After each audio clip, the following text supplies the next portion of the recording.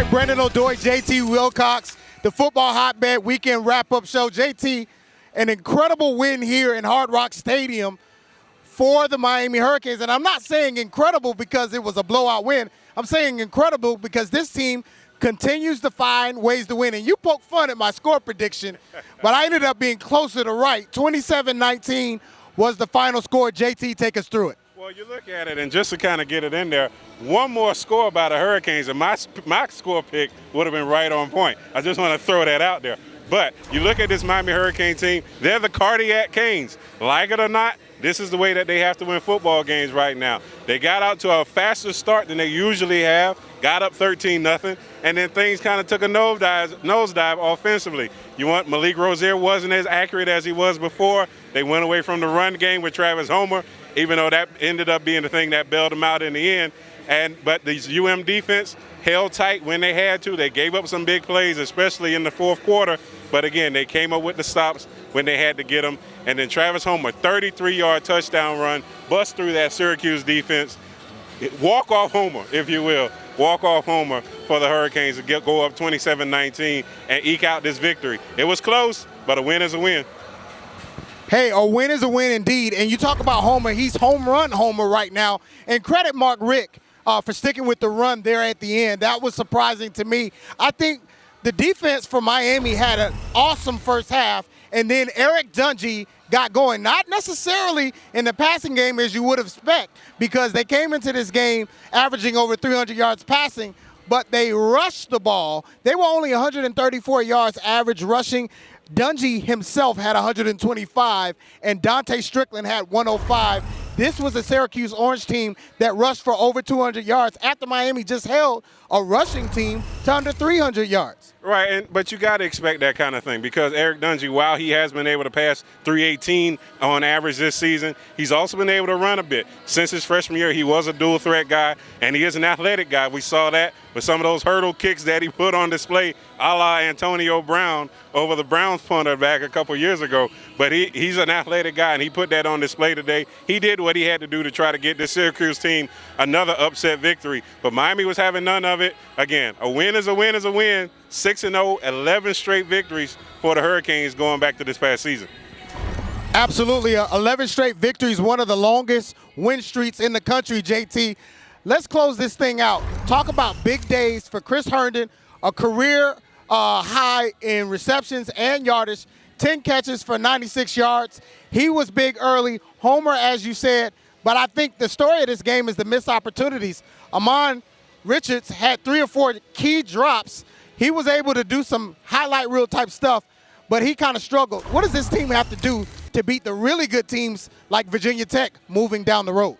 Well, to start off, you talk about Chris Herndon, and Chris spoke about it post-game saying it was something that they saw on film, that they'd be able to get some work for the tight end position based off of the way Syracuse sends their blitzers, that there be some open area for the tight ends to operate. And we saw that with the 10 receptions for nearly 100 yards, over 100 yards today.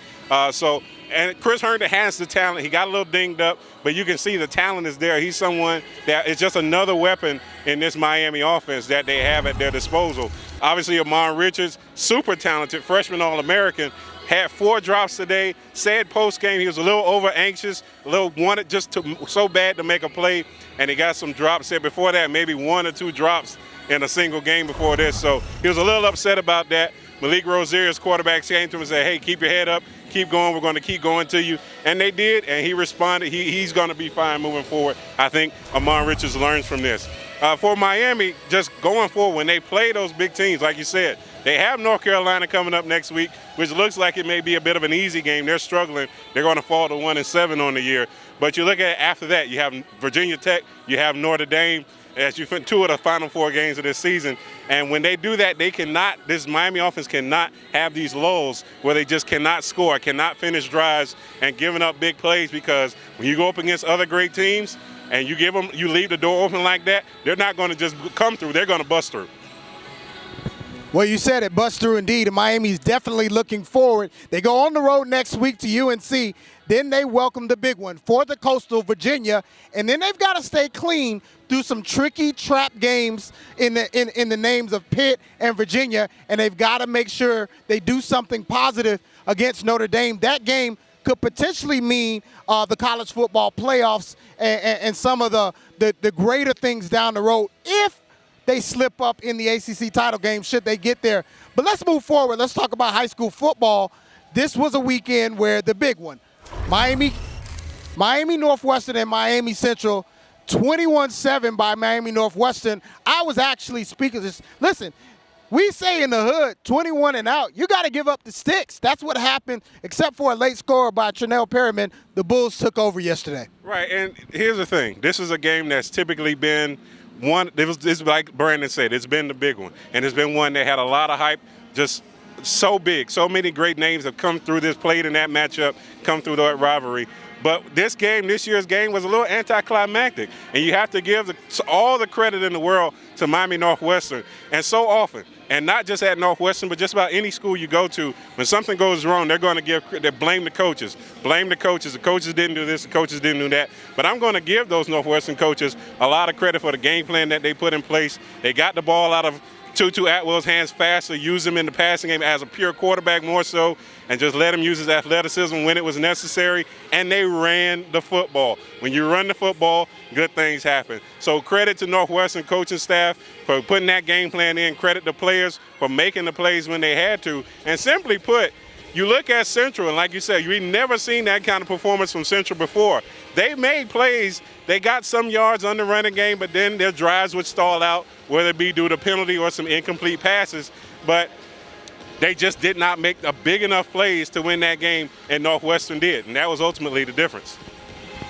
Ultimately the difference indeed, and 6A 16 is it's as tough as it gets. Now the magnitude for the Central Carroll City game, it becomes all the more big, and Carroll City's got to take care of Booker T. Washington tonight. We'll have more information about that in the coming week. But JT, also before we go, gotta say the surprise team of the year has to be the University School Sharks. Coach Daniel Luque. Hey, listen, they're getting the job done, and they beat a very good Chaminade team last night.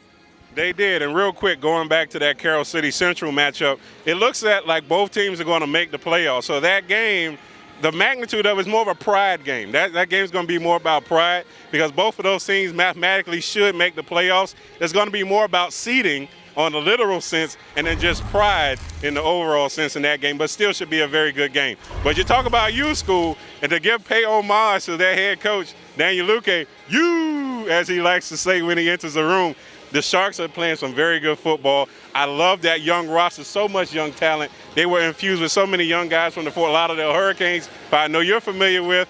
Big fan of Kenny McIntosh, big fan of Josh Sangetti, Nick Vadiato, the young quarterback. George Brubrick, they have so many talented football players, and you see it, a big win for them against Champagnat, a Class 2A team that made it to the Class 2A state championship game last year, who a lot of people consider to be the favorite to not only get there, but probably win it this year. And then you look at U School, gets a big win against a quality opponent, so hats off to U School Sharks. Well, listen, they've been trying to build it back up over there at U School. Looks like they're all the way back at this point. And got some help from Booker T. Washington having a season where it looks like they won't make the playoffs. Probably the only hurdle for a state championship appearance is Cocoa up the road in Brevard County. Well, that's going to wrap it up for us. Stay tuned to Football Hotbed. JT will break down this game. I'll have a feature. Hey, shout out to our whole staff, everybody that contributes to our coverage, Chuck Bethel, Chris Fode, all the guys, Norman. Hey, listen. It's a hotbed world. It always will be. JT, close us out tonight. Big win for the Hurricanes. Definitely want to see them clean some things up moving forward. A high school football season, only 2 weeks left in the regular season after this weekend. Definitely still some teams that are on the bubble, and we will have a first in, first out bracketology high school football playoff show. I cannot wait to get into that because I know a lot of people are going to be sitting on pins and needles. So it's got a lot of great stuff on the horizon. A lot of great stuff on the horizon indeed. We're going to sign off from wonderful Hard Rock Stadium. For JT Wilcox, I'm Brandon O'Doy. We'll see you next week. It's a hotbed world. Canes win 27-19.